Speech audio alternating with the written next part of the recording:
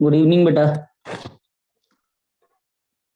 In the last class, we have started thermodynamics, in which मैंने scope of thermodynamics और general terms related to thermodynamics initiate किया था. General terms में आपने system और state variables और बाउंड्रीज के बारे में पढ़ लिया था. Now we are going for thermodynamics properties. What type of properties हमको यूज करना है यहाँ पर. तो यहाँ दो तरह की प्रॉपर्टीज को हम लोग स्टडी करेंगे, that is extensive property and intensive properties. तो एक्सटेंसिव और इंटेंसिव प्रॉपर्टीज को थर्मोडायनेमिक प्रॉपर्टीज में मेनली पढ़ा जाता है. तो यहाँ हम लोग अब पढ़ रहे हैं थर्मोडायनेमिक्स प्रॉपर्टी, थर्मोडायनेमिक प्रॉपर्टीज. तो thermodynamic properties, thermodynamic properties, thermodynamic properties. Thermodynamic properties में कौन कौन सी प्रॉपर्टीज हमको पढ़ना है. तो थर्मोडायनेमिक्स प्रॉपर्टीज में पहली जो प्रॉपर्टीज हमको पढ़ना है वो है इंटेंसिव और दूसरी जो है वो एक्सटेंसिव. तो मैं यहाँ जब इंटेंसिव और एक्सटेंसिव पढ़ा रहा हूं तो मैं इसको दो पार्ट में, मतलब मैं सीधे सीधे डिफरेंस बताता हुआ चलूंगा कि इंटेंसिव और एक्सटेंसिव में क्या डिफरेंस है. यहाँ ये हो गए हमारे पास, एक पार्ट हो गया इंटेंसिव के लिए और एक पार्ट हो गया हमारे पास एक्सटेंसिव के लिए. तो ये एक्सटेंसिव. अब एक्सटेंसिव एक बार ये वर्ड यूज कर दे रहा हूं, एक्सटेंसिव. एक्सटेंसिव प्रॉपर्टीज मैं इसको बार बार जब लिखूंगा तो याद रखिएगा मैं ईपी वर्ड यूज करने वाला हूं इसके लिए, एक्सटेंसिव प्रॉपर्टीज के लिए. और इंटेंसिव प्रॉपर्टीज के लिए I will use the word intensive properties. इसके लिए हम लोग यूज करेंगे IP word, intensive properties. So IP. अब इंटेंसिव और एक्सटेंसिव में क्या डिफरेंस होता है. याद रखिएगा कि those quantity which are independent from mass. Intensive में इनवर्ड आता है, so intensive independent from mass, those properties are known as intensive. while जो डिपेंड करेगी मास पर या अमाउंट ऑफ सब्सटेंस पर जो भी सिस्टम के लिए लिया गया है, तो उन प्रॉपर्टीज को हम लोग एक्सटेंसिव प्रॉपर्टी कहेंगे. बट अपार्ट फ्रॉम दैट याद रखिएगा कि इंटेंसिव और एक्सटेंसिव के लिए मैं दो और पॉइंट लिखूंगा. जैसे एक ये पॉइंट तो फेमस है इसके लिए क्या कि properties of the system, properties of the system, of the system, properties of the system which depends on mass or amount, which depends on mass or amount of system, mass और amount of system. तो जितना आपने मास लिया हुआ है system के अंदर या कितना अमाउंट लिया हुआ है, अगर वो प्रॉपर्टी इस बात पर डिपेंड कर रही है तो उसको एक्सटेंसिव प्रॉपर्टी कहेंगे. और which does not depend on, which does not depends on मास और अमाउंट, मास और amount of system, system taken for consideration. तो ये डिपेंड नहीं करेंगी. इसके अलावा कुछ और बेसिक रिगार्डिंग एक्सटेंसिव प्रॉपर्टी के, तो आप ये पॉइंट याद रखिएगा कि एक्सटेंसिव प्रॉपर्टीज जो है, extensive properties are additive in nature. Extensive properties are additive in nature. Additive in nature मतलब आपने अगर दो एक्सटेंसिव प्रॉपर्टीज को लिया तो ये आपको डायरेक्टली आंसर जो है ऐड करके मिल जाएगा. जैसे आपने मोल्स एक एक्सटेंसिव प्रॉपर्टी, आपने 10 मोल लिए, किसी के 15 मोल लिए, तो टोटल आप बोलोगे 25 मोल इधर पे हो गए. तो इस तरह की प्रॉपर्टीज जो क्वांटिटी पर या मास पर डिपेंड करती हैं. बट ये जो है इनका वैल्यू जो है वो क्वांटिटी पर डिपेंड नहीं करता है. ये नॉन एडिटिव इन नेचर है. These are non additive in nature, non additive in nature. ये बात याद रखिएगा. अच्छा, इसमें जो है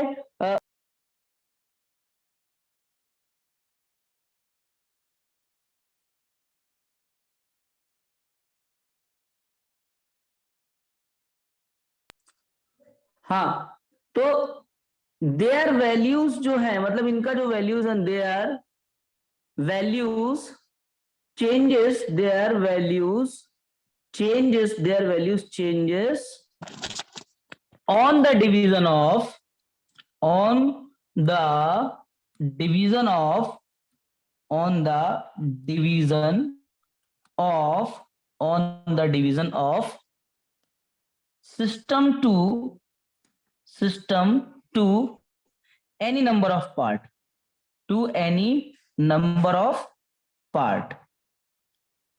इसमें आप ये याद रखिएगा कि ये इनका वैल्यू जो है ये चेंज नहीं होने वाला, यानी कि there values remains same on division of system to any number of parts. अब ये सेकंड और थर्ड पॉइंट को मैं एक्सप्लेन करता हूं, बट बिफोर एक्सप्लेनेशन मैं इसके कुछ एग्जाम्पल लिख दूं जो आपको याद रखना ही रखना है। काफी इंपॉर्टेंट एग्जाम्पल हैं ये, जैसे कि आप इसके एग्जाम्पल याद रख सकते हो रिगार्डिंग एक्सटेंसिव प्रॉपर्टी।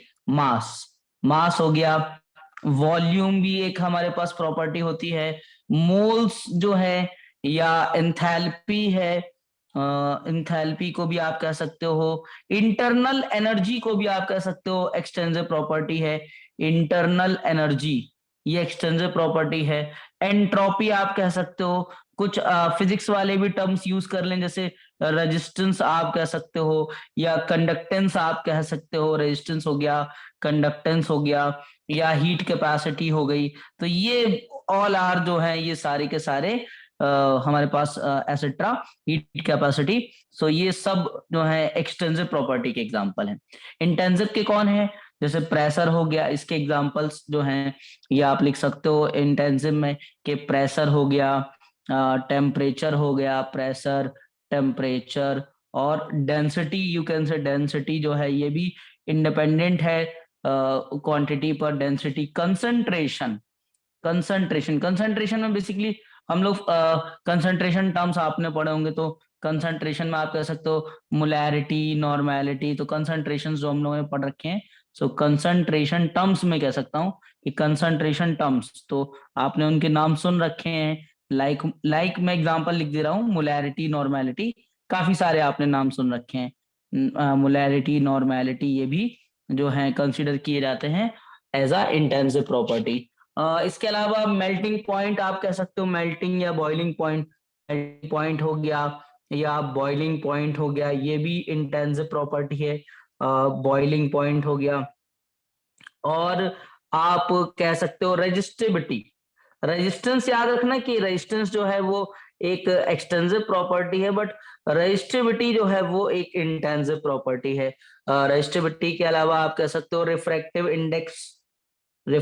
इंडेक्स कह सकते हो, और आप जो है रिफ्रैक्टिव इंडेक्स के अलावा आप कह सकते हो EMF of the cell, EMF of cell ये कह सकते हो, ईएमएफ ऑफ सेल को भी आप कह सकते हो कि it is also a intensive property. या मोलर वॉल्यूम, अच्छा मोलर वर्ड कहीं पर भी यूज हो जाए, मोलर वॉल्यूम या स्पेसिफिक वॉल्यूम, ये इस तरह से वर्ड यूज हो जाए, या मोलर हीट कैपेसिटी याद रखना कि हीट कैपेसिटी अगर अकेला लिखा हुआ है तो एक्सटेंसिव है, बट अगर मोलर हीट कैपेसिटी कह दे, molar heat capacity, then you will say कि molar heat capacity is a intensive property। या specific heat capacity भी आप कह सकते हो, specific capacity या specific heat capacity, ये भी एक intensive property। तो ये काफी सारे आपको examples मिल गए होंगे related to intensive property। So this was the page number 1, इसको आप screenshot ले लीजिए इसका, and this is your page number 2। तो ये तो डिफरेंस हो गया बिटवीन एक्सटेंसिव और इंटेंसिव प्रॉपर्टी। अब मैं आपको कुछ छोटे छोटे नोट बनवाऊं, जैसे कि समझिएगा। नोट नंबर 1, नोट नंबर 1 क्या है? जैसे आपने एक कंटेनर में एक सॉल्यूशन ले लिया फॉर एग्जांपल। अब इस सॉल्यूशन के अंदर आपने इसका कंसंट्रेशन ले लिया m, इस सॉल्यूशन का कंसंट्रेशन आपने m ले लिया, आपने इसका टेम्परेचर T ले लिया, वॉल्यूम V ले लिया, आपने इसका डेंसिटी D ले लिया, आपने इसका मास स्मॉल m ले लिया, आपने इसमें n जो है वो नंबर ऑफ मोल्स ले लिए। मतलब m क्या है यहाँ पर? कंसंट्रेशन है, और T टेम्परेचर है, V वॉल्यूम है। T temperature, V volume, m इसका मास हो गया, और n is the number of moles हो गए। तो ये आपने लिया, और जब आपने इस कंटेनर को दो इक्वल पार्ट में डिवाइड कर दिया, तो when you divide this container into two equal part, जब आपने इसको दो इक्वल पार्ट में बांटा, तो व्हाट हैपेंड, क्या हुआ कि इस कंटेनर को क्या फील हुआ, और इस कंटेनर को सॉल्यूशन का क्या हुआ? इस कंटेनर में जो सॉल्यूशन आया, ये जो सॉल्यूशन बनाया, इसको कंसंट्रेशन m ही फील हुआ, डेंसिटी d ही फील हुई, टेम्परेचर T ही फील हुआ, टेम्परेचर, डेंसिटी और इसका कंसंट्रेशन उतना ही फील हुआ, बट इसको वॉल्यूम इसका आधा फील हुआ, मोल्स इसके आधे हो गए, मास भी इसका आधा हो गया। इसी तरह से सॉल्यूशन नंबर 2 जो आया, उसमें कंसंट्रेशन उसको m ही फील होता रहा, डेंसिटी d ही फील होती रही, और टेम्परेचर उसको T ही फील होता रहा, बट उसको भी आधा वॉल्यूम, आधा मोल्स और आधा मास फील हुआ। तो ये प्रॉपर्टीज जो चेंज नहीं हुई, ये प्रॉपर्टीज जो हैं, जो इंडिपेंडेंट रही किससे? अमाउंट से, इनको हमने क्या कहा कि ये इंटेंसिव है। ये इंटेंसिव है। जो चेंज हो गई उसको हम लोग क्या बोलेंगे कि ये एक्सटेंसिव है। तो ये एक पॉइंट। और नोट नंबर 2 आप क्या कह सकते हो regarding this type of property, कि जैसे मैं एक एग्जांपल, आपने वो स्टेट्स ऑफ मैटर में वो डायग्राम देखा होगा कि इस तरह से हम लोग बनाते थे कि एक वो जो कनेक्टिंग बल्ब प्रॉब्लम जब करते थे तो उसको ऐसे ज्वाइन कर लेते थे, और बीच में जो है हम लोग एक स्टॉप कॉक लगा देते थे लाइक दिस, इस तरह से। इसमें मान लीजिए प्रेशर P1 है और मोल्स N1 है, वॉल्यूम इधर पे V1 है, टेम्परेचर T है। यहाँ जब स्टॉप कॉक लगा हुआ है ये, जो कि इनको आपस में मिक्स होने से रोक रहा है, प्रेशर इसको P2 फील हो रहा है, इसको V2 फील हो रहा है, इसको N2 फील हो रहा है, और टेम्परेचर T। जैसे ही आप स्टॉप कॉक ओपन करोगे, आफ्टर ओपनिंग स्टॉप कॉक, क्या होगा कि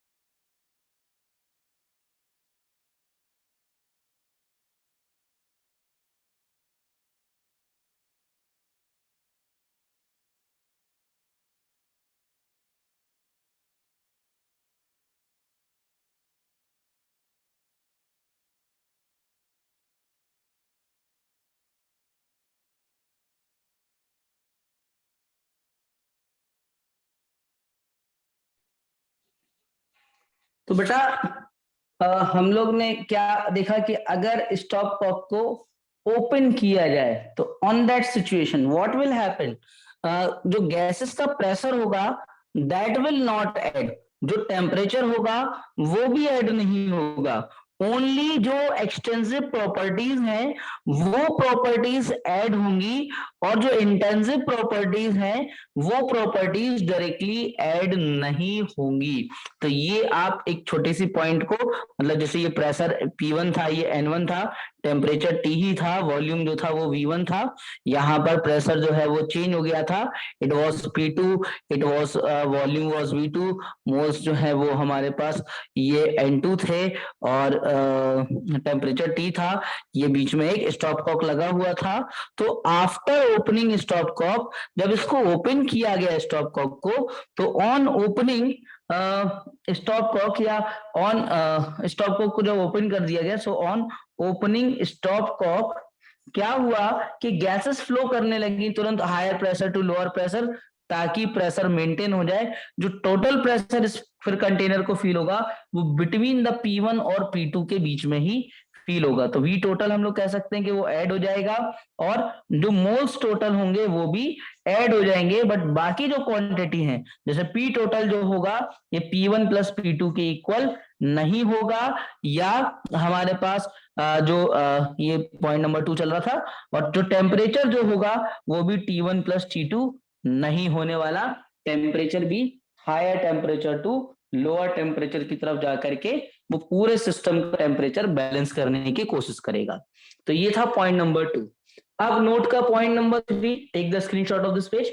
नोट का पॉइंट नंबर 3 इज कि अगर हम लोग कहीं पर ये वर्ड यूज कर दे मोलर या स्पेसिफिक, तो याद रखना कि फिर प्रॉपर्टी को हम लोग एक्सटेंसिव ना बोल के इंटेंसिव प्रॉपर्टी बोलेंगे। तो पॉइंट नंबर 3 जो नोट का यही है कि ऑन एडिंग मोलर, MOLAR, अगर ये कहीं पर ये वर्ड यूज हो जाए, या फिर स्पेसिफिक, और स्पेसिफिक ये कहां पर word specific word to extensive property, अगर किसी एक्सटेंसिव प्रॉपर्टी के पहले जो है आप ये वर्ड यूज कर देंगे तो फिर हम लोग उसको कहेंगे कि that extensive property will be intensive. वो हमारे पास एक्सटेंसिव प्रॉपर्टी में अगर ये वर्ड यूज कर दिए जाए तो फिर वो, क्योंकि एक फिक्स क्वांटिटी हो जाती है वहां पर, जैसे मोलर, जैसे हीट कैपेसिटी है, तो heat capacity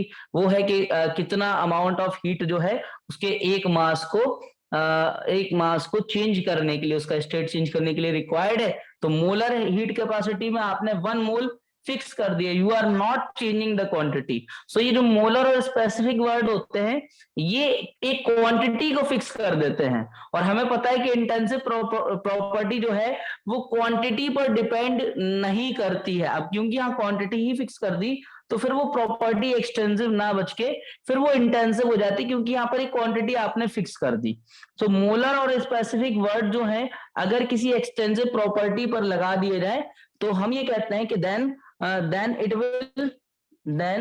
it will become extensive property, then it will become extensive property। तो ये एक छोटा सा पॉइंट हमको याद रखना है। पॉइंट नंबर 4 क्या है? पॉइंट नंबर 4 है कि अगर कोई दो एक्सटेंसिव प्रॉपर्टीज को हम लोग डिवाइड करेंगे तो हमको intensive sir property as a, हाँ सर ये हाँ, एक्सटेंसिव होगा या इंटेंसिव? इंटेंसिव ये इंटेंसिव हो जाएगा, इंटेंसिव। हाँ, तो अगर कोई दो एक्सटेंसिव प्रॉपर्टी को हम लोग डिवाइड करेंगे, ratio of two extensive properties, ratio of two extensive properties will be intensive property. ये हमको याद रखना है कि अगर कोई दो एक्सटेंसिव प्रॉपर्टीज को हम लोग रेशियो निकाल रहे हैं तो उसका जो फाइनल आंसर आएगा वो जो है कन्वर्ट कर देगा उसको, किसमें कन्वर्ट कर देगा उसको? एक इंटेंसिव प्रॉपर्टी में। जैसे फॉर एग्जांपल डेंसिटी जो है ये एक इंटेंसिव है, बट ये रेशियो किसका है? मास और वॉल्यूम का। तो मास और वॉल्यूम है कैसे? ये एक्सटेंसिव प्रॉपर्टी है, ये भी एक एक्सटेंसिव प्रॉपर्टी है, पर डेंसिटी कैसे नेचर का है? Intensive property. तो हम लोग ऐसी प्रॉपर्टीज को कहते हैं, मतलब अगर किसी दो एक्सटेंसिव प्रॉपर्टीज का रेशियो चल रहा है तो वो जो फाइनल रिजल्ट देगा हमको इंटेंसिव प्रॉपर्टी देगा। So take the screenshot of this page. अब मैं बात करता हूं कि थर्मोडायनेमिक फंक्शंस क्या होते हैं, जैसे स्टेट फंक्शन या पाथ फंक्शन किसको हम लोग कहते हैं, समझिएगा। हाँ फर्स्ट पेज दिखा दीजिए। हाँ, फर्स्ट पेज ये वाला।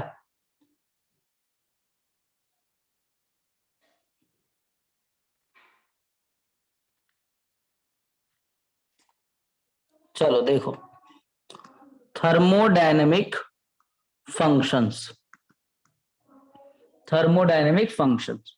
थर्मोडायनेमिक फंक्शन कौन से फंक्शन है? पहला है स्टेट फंक्शंस। स्टेट फंक्शन क्या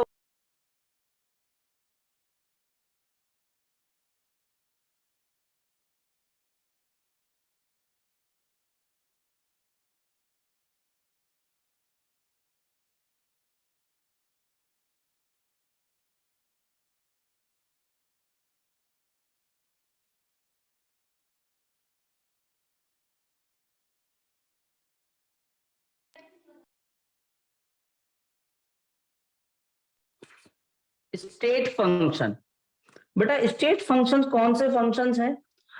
ऐसे फंक्शंस जो कि केवल और केवल इनिशियल और फाइनल पोजीशन पर डिपेंड करते हैं। इनको ये लेना देना नहीं है कि क्या आपने पाथ लिया है। उनको हम लोग बोलते हैं कि एक टर्म डिस्टेंस और डिस्प्लेसमेंट। तो डिस्टेंस जो है डिपेंड्स ऑन द पाथ, कि जितना आप डिस्टेंस ट्रेवल्ड होता है, एक्चुअली डिस्टेंस तो होता ही नहीं है, डिस्टेंस तो दो पॉइंट के बीच का ही एक लेंथ होता है, बट डिस्टेंस ट्रेवल्ड वर्ड जो है ये चेंज हो सकता है। It depends on the path. जितना आप पाथ चेंज करोगे, जैसे किसी एक पॉइंट ए से आपको एक पॉइंट बी तक पहुंचना है, तो आप बिल्कुल स्ट्रेटली जा सकते थे, आप जो है ये जो है आप ऐसे जा सकते थे, आप ऐसे जा सकते थे। तो ये आपका डिस्टेंस ट्रेवल्ड जो होगा, वो डिस्टेंस ट्रेवल्ड हमारे पास अलग अलग सिचुएशन में, फर्स्ट में कुछ और आएगा, सेकंड में कुछ और आएगा, थर्ड में कुछ और आएगा। बट डिस्प्लेसमेंट जो है, वो डिस्प्लेसमेंट तो जो होता है वो क्या होता है कि फाइनल पोजीशन और इनिशियल पोजीशन के बीच में जो मिनिमम डिस्टेंस है फाइनल और इनिशियल पोजीशन के बीच में, तो वो हमारे पास वो वैल्यू जो है वो डिस्प्लेसमेंट होगा। तो डिस्प्लेसमेंट जो है वो पाथ पर डिपेंड नहीं करता, केवल और केवल पोजीशन पर डिपेंड करता है। इसी तरह से कुछ ऐसे फंक्शंस होते हैं जो केवल और केवल डिपेंड करते हैं पोजीशंस पर। इनिशियल पोजीशन क्या थी, फाइनल पोजीशन क्या थी। और कुछ ऐसे फंक्शन होते हैं जो डिपेंड करते हैं कि वहां आपने पाथ क्या फॉलो किया। तो स्टेट फंक्शंस कौन से फंक्शंस हैं? Functions which depends only on which depends only on present, only on present, that is final state of system, depends only on present, that is final state of system, final state of system, final state of system, and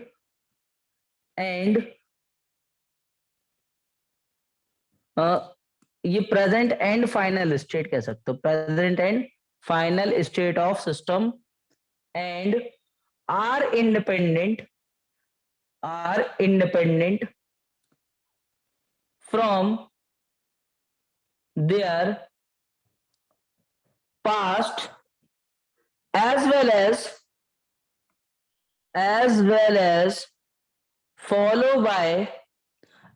as follow by system to achieve that state, system to achieve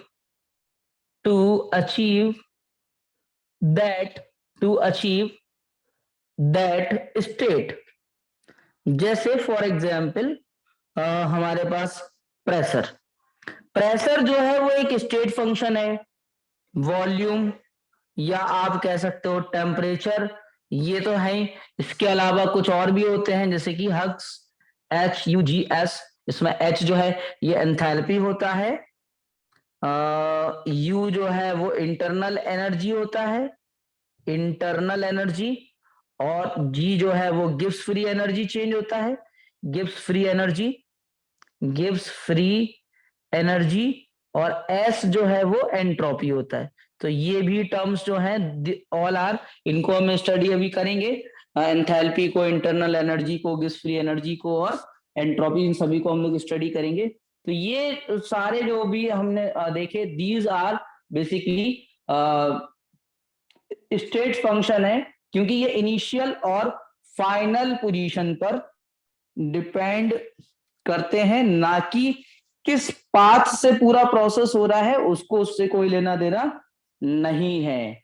अगर कोई path पर depend कर रहा है तो ऐसे functions को हम लोग पाथ फंक्शन कहते हैं। So take the screenshot of this page ताकि मैं नेक्स्ट पेज पे बताऊं पाथ फंक्शन क्या होते हैं। Number 2 is path function. तो basically those function, path function हमारे कौन से फंक्शन है? ऐसे फंक्शन पाथ फंक्शन है जो डिपेंड करते हैं कि क्या पाथ लिया है पूरे सिस्टम ने अपने प्रोसेस को कंप्लीट करने के लिए। तो functions which depends on path followed by the system path function। एक और बात कि path function have meaning only when system follow a path। अगर सिस्टम किसी पाथ को एक रेगुलर मैनर में फॉलो नहीं कर रहा है तो वहां पर पाथ फंक्शन जो है वो एक कांस्टेंट की तरह चलेंगे, वहां पर कुछ चीजें चेंज नहीं हो पा रही होंगी। तो पाथ फंक्शन बेसिकली हमारे पास होते हैं हीट। यहाँ पे जब चार्ज नहीं है, ये क्यू जो है हीट के लिए यूज किया जाएगा। वर्क हमारे पास W चलेगा, ठीक है। तो ये भी आपको याद रखना है कि ये पाथ फंक्शन हो गए। अगर कोई फंक्शन जो है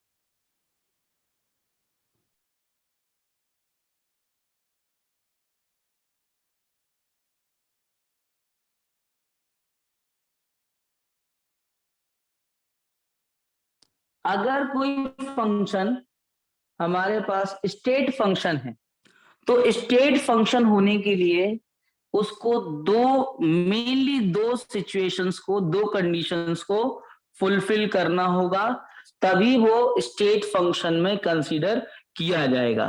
तो मैं यहाँ पर एक छोटा सा नोट लिख रहा हूं। नोट ये है कि for a function to be state function, it should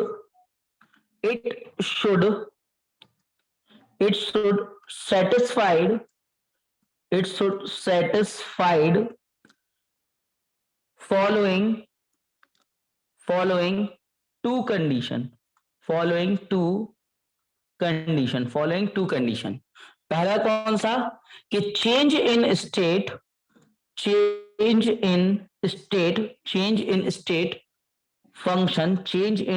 function will be same for 2 point for any path।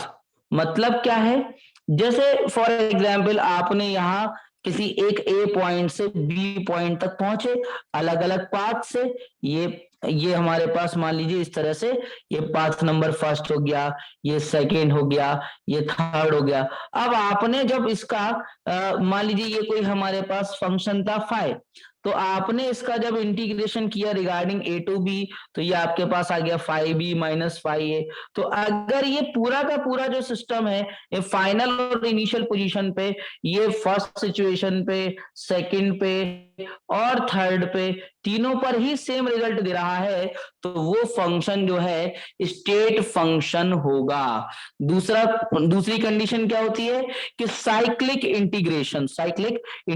अभी साइक्लिक इंटीग्रेशन शायद कुछ बच्चों ने फिजिक्स के अंदर देख लिया हो कि साइक्लिक इंटीग्रेशन जो है वो स्टेट फंक्शन का 0 होता है। तो साइक्लिक इंटीग्रेशन ऑफ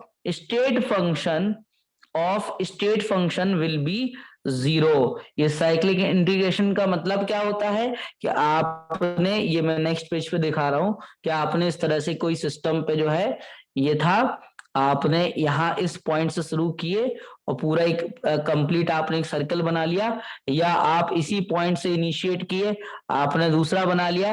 तो ये पूरा रिंग एक पूरा कवर कर लेना कि जहां से आप, जैसे मान लीजिए ये फर्स्ट सिचुएशन थी, ये सेकंड सिचुएशन थी, तो जब आप इनका साइक्लिक इंटीग्रेशन को ऐसे डिनोट किया जाता है तो इस फंक्शन का आपने पूरा कंप्लीटली थ्रू द साइकिल आपने इसका इंटीग्रेशन किया, तो ये 0 आ गया दोनों ही कंडीशन के लिए, चाहे वो फर्स्ट हो और सेकेंड हो। तो हम लोग ये कहेंगे कि साइक्लिक इंटीग्रेशन जो होता है स्टेट फंक्शंस का वो 0 होता है। याद रखना कि डेल एच जो होता है या डेल यू जो होता है या डेल जी जो होता है, जो डेल एस जो होता है, वो साइक्लिक इंटीग्रेशन जो है हमको 0 दे देता है। ये क्योंकि हमारे पास स्टेट फंक्शंस होते हैं। तो ये भी एक छोटे से पॉइंट्स हैं। तो take the screenshot of this page.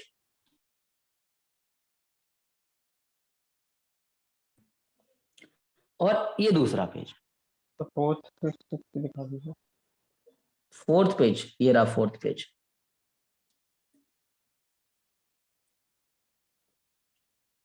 ये फोर्थ है, ये फिफ्थ है और ये सिक्स्थ है। Now we are talking about thermodynamic equilibrium. Thermodynamic equilibrium का मतलब होता है, देखो इक्विलिब्रियम ये अभी टॉपिक हमको स्टडी करना है। तो थर्मोडायनेमिक इक्विलिब्रियम का मतलब ये होता है कि कोई सब्सटेंस जो है वो मैकेनिकली, केमिकली और थर्मली तीनों ही कंडीशन में, इन्हीं तीनों सिचुएशन में वो इक्विलिब्रियम पर है। तो उस पूरे हम लोग सिस्टम को कहते हैं कि that system is that system is in a thermodynamic equilibrium. कौन कौन से तीन? एक थर्मल इक्विलिब्रियम, केमिकल इक्विलिब्रियम और मैकेनिकल, ये तीनों ही में इक्विलिब्रियम आ चुका है। तो उसको हम लोग बोलते हैं कि ये थर्मोडायनेमिक इक्विलिब्रियम है। तो थर्मोडायनेमिक इक्विलिब्रियम, थर्मोडायनेमिक इक्विलिब्रियम क्या है? वो इक्विलिब्रियम जहां पर कोई सिस्टम जो है व्हेन अ सिस्टम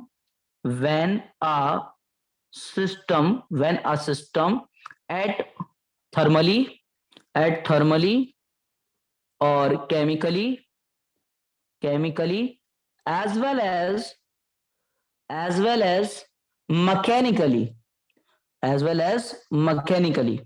तो thermally, chemically as well as mechanically in equilibrium, तो वो इक्विलिब्रियम में है। ठीक है। Then system is said to be then system is said to be in thermodynamic equilibrium. Thermodynamic equilibrium जो है ये जो थर्मोडायनेमिक्स हम लोग जो ये चैप्टर पढ़ रहे हैं, बेसिकली हम लोग यहाँ पर ऐसे ही सिस्टम को स्टडी करते हैं जो थर्मोडायनेमिक इक्विलिब्रियम में होते हैं। तो हमारे सिलेबस के अंदर ही जो इतने सिस्टम हम लोग स्टडी करेंगे, तो वो सिस्टम जो है वो थर्मली, केमिकली और मैकेनिकली जो है। थर्मल इक्विलिब्रियम का मतलब जहां टेम्परेचर कांस्टेंट चल रहा है, केमिकली मतलब जहां वॉल्यूम कांस्टेंट चल रहा है, मैकेनिकली मतलब जहां पर हमारे पास प्रेशर कांस्टेंट चल रहा है। तो बेसिकली टेम्परेचर, प्रेशर और हम लोग वॉल्यूम को चेंज नहीं करेंगे अपने सिस्टम में, जो है वो हम लोग चेंज नहीं करेंगे। अब अगर ये चेंज हो रहा है, मान लीजिए आपने एक कंटेनर में कुछ लिया, आपने P1, V1, T1 तीन सिचुएशन ली, तो P2, V2, T2 तक पहुंचाने के लिए किस तरह से आपने उस पर वर्क किया, किस तरह से आपने अमाउंट ऑफ हीट प्रोवाइड किया, क्या क्या वहां पे काम हुए, उन्हीं काम को हम लोगों को चेक करना है इस चैप्टर के अंदर। ये चैप्टर का अभी सेकेंड डे है। यहाँ पर हम लोग अभी केवल बेसिक टर्म्स को समझ रहे हैं कि एक्चुअली थर्मोडायनेमिक्स में कौन कौन से टर्म्स आएंगे। अभी ये चैप्टर के अंदर केवल आप पढ़ रहे हो वोकैबुलरी, कि ये चैप्टर में कौन कौन से टर्म्स होते हैं। जब आप वोकैबुलरी को अच्छे से समझने लगोगे, तो फिर हम लोग इसमें फिर न्यूमेरिकल्स पे, अलग अलग तरह के सिस्टम्स पे इसको अप्लाई करेंगे। और ये भी अभी हम लोग एक इसका पहला पार्ट पढ़ रहे हैं कि थर्मोडायनेमिक का अभी हम लोग पहला जो पार्ट पढ़ रहे हैं उसमें थर्मोडायनेमिक्स ही पढ़ रहे हैं। इसको फिर हम लोग थर्मोकेमिस्ट्री को मूव करके देखेंगे कि थर्मोकेमिस्ट्री के अंदर जो मतलब केमिकल रिएक्शन के ऊपर इन लॉज को कैसे अप्लाई किया जाए। तो ये भी याद रखना कि thermodynamic deals with the system which are at the thermodynamic equilibrium, thermodynamic equilibrium, thermodynamic equilibrium. अब इसमें जो हमारे पास सिस्टम था कौन सा, एक तो थर्मल इक्विलिब्रियम था, थर्मल इक्विलिब्रियम था, और थर्मल इक्विलिब्रियम में जो है टेम्परेचर कांस्टेंट चलेगा, और दूसरा हमारे पास होता है केमिकल, तो केमिकल इक्विलिब्रियम में चलेगा हमारे पास वॉल्यूम कांस्टेंट, और जो तीसरा हमारे पास था मैकेनिकल इक्विलिब्रियम, तो इस मैकेनिकल इक्विलिब्रियम में हमारे पास प्रेशर कांस्टेंट होता है। तो ये जितने टर्म्स आप पढ़ते जा रहे हो ये सारे आप प्रिपेयर करते चलो साथ साथ। So take the screenshot of this page. अब समझो कि यहां हम लोग अब नेक्स्ट टॉपिक जो इनिशिएट करेंगे that is modes of transfer of energy. तो एनर्जी को हम लोग किस किस तरीके से, हालांकि बहुत तरीके से आपने फिजिक्स में देखा होगा, यहां पर हम लोग केवल और केवल हीट और वर्क के रिगार्डिंग बात करेंगे। तो नेक्स्ट क्लास में हमें हीट और वर्क के रिगार्डिंग पढ़ना है, और इसके बाद हम लोग इनिशिएट करेंगे कि थर्मोडायनेमिक्स प्रोसेस कौन कौन से, जैसे आपने cyclic, reversible, irreversible, isochoric, isobaric, adiabatic, isothermal, ये सारे हम लोग नेक्स्ट क्लास में स्टडी करेंगे।